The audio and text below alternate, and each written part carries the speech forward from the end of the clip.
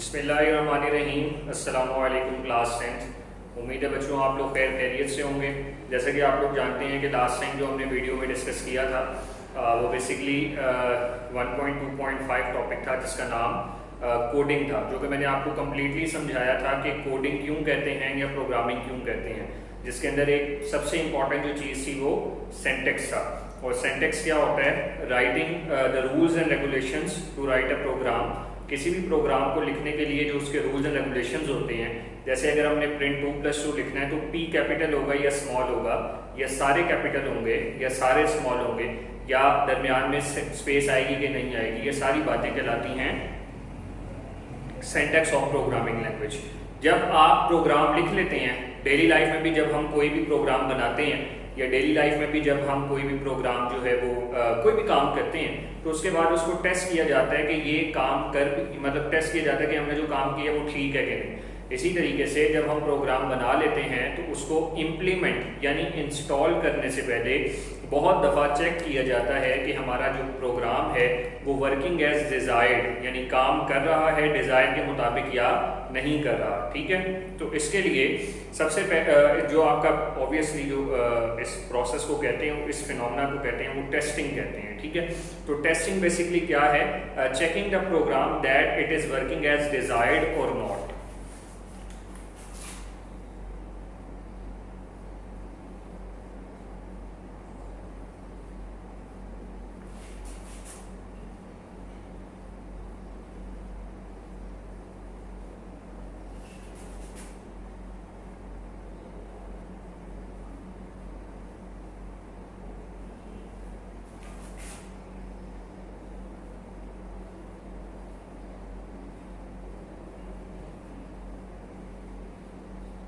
ठीक है, कि चेक किया जाता है कि आपका प्रोग्राम सही तरीके से काम कर रहा है कि नहीं।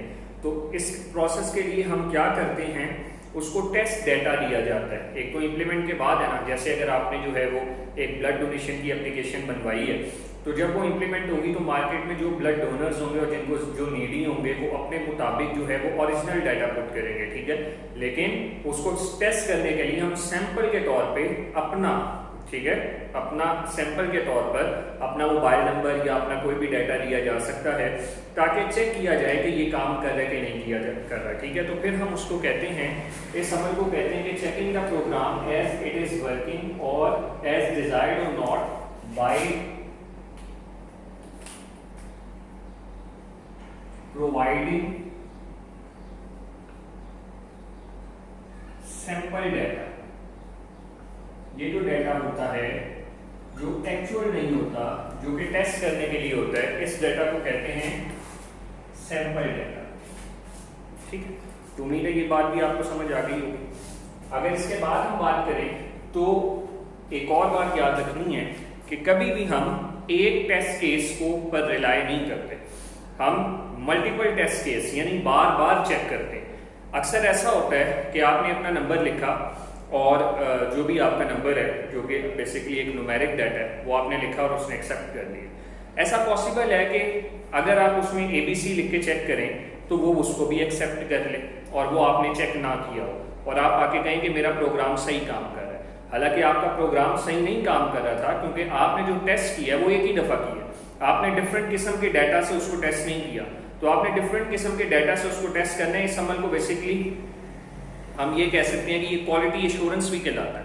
जब हम उसकी बात करते हैं, सॉफ्टवेयर कंपनीज की बात करते हैं, तो उसके अंदर एक प्रॉपर डिपार्टमेंट होता है क्वालिटी एश्योरेंस का, जिसमें ये चेक किया जाता है कि आपके जो प्रोडक्ट है जो लॉन्च हो रही है उसकी क्वालिटी कैसी है। तो इसके लिए क्वालिटी कंट्रोल जो डिपार्टमेंट है या क्वालिटी एश्योरेंस डिपार्टमेंट जो डिपार्टमेंट है वो ये काम करता है। लेकिन अगर आप इंडिविजुअली फ्रीलांसिंग कर रहे हैं या किसी का भी प्रोजेक्ट बना रहे हैं तो आपको खुद ही ये काम करना पड़ता है। ठीक है, तो हमने यहाँ पे लिखना है कि don't rely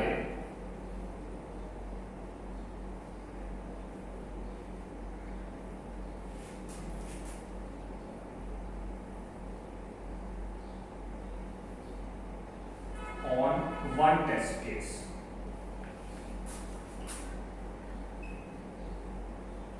Check it for multiple times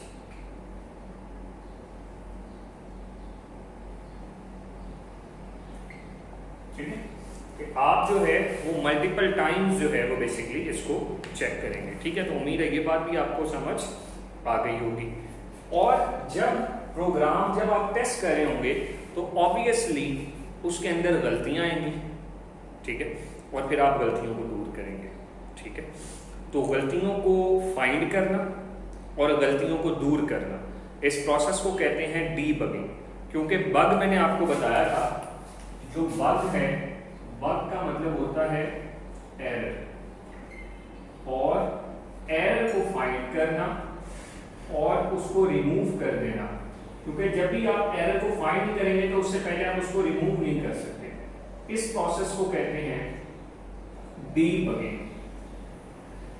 ठीक है, तो आप कह सकते हैं कि डीबगिंग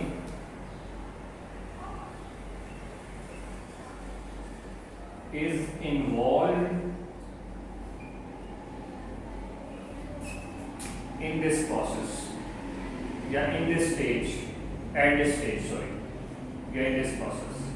और debugging क्या होती है? Finding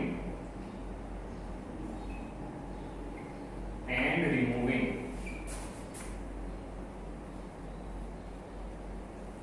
errors, finding and removing errors from a program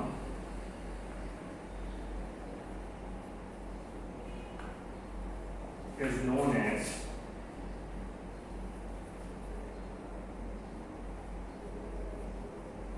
debugging। ये बहुत ज्यादा शॉर्ट क्वेश्चन पूछा जाता है। ये शॉर्ट क्वेश्चन बहुत ज्यादा पूछा जाता है, बहुत ही इंपॉर्टेंट शॉर्ट क्वेश्चन। एक तो ये बात याद रखें। और लॉन्ग क्वेश्चन भी बहुत इंपॉर्टेंट है, लेकिन वो ऐसे नहीं है। उसमें ये होता है कि डिफाइन डीबगिंग, वही शॉर्ट हो गया, शॉर्ट आएगा, लॉन्ग आएगा। तो शॉर्ट में तो यही होगा डिफाइन डीबगिंग, लॉन्ग में आएगा डिफाइन डीबगिंग। इसके बाद फिर एक अलग part, how many errors may occur in a program explain. Program में जो आप डीबगिंग बता रहे हैं ना, जो एरर आता है और उसको रिमूव करते हैं, ये बताएं कितने किस्म के होते हैं। और ये एमसीक्यू भी आता है कि कितने किस्म के होते हैं। और लॉन्ग क्वेश्चन के अंदर फिर उसको एक्सप्लेन करना होता है, और शॉर्ट के अंदर मजीद एक एक करके पूछा जाता है। तो हमारे पास 3 किस्म के एरर्स आ सकते हैं। There may be 3 types of errors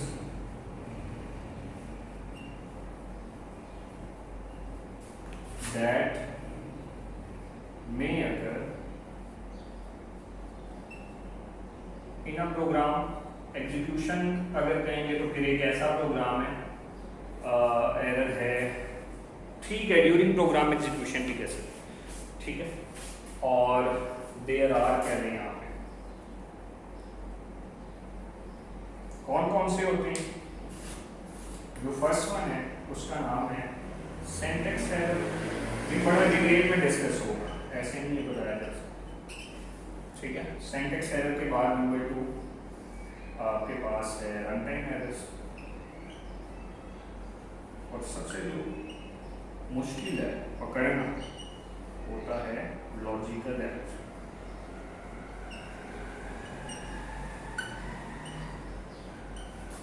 ठीक है, ये आपका जो है वो उम्मीद है या ठीक है, यहाँ पे कोई मसला नहीं होगा इंशाल्लाह आपको। ठीक है, तो इसको आप याद करें, जो जो मैंने बोर्ड पे लिखा है सिर्फ आप स्टेप के ऊपर इतना ही याद करें। इसमें शॉर्ट क्वेश्चन भी निकल आया, what is test and debug का प्रोग्राम।